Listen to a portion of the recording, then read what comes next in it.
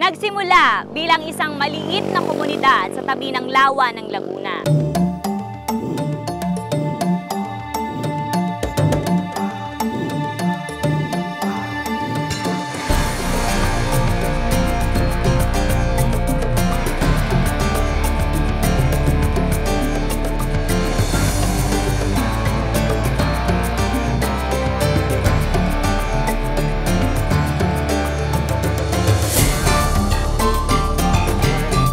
The first organic town of the Philippines.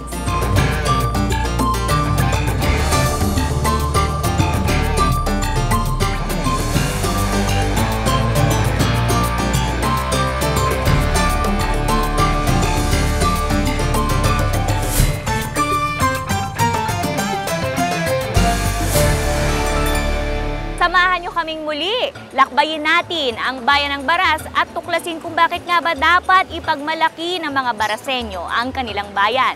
Tara na po, sama na kayo uli sa Landmarks.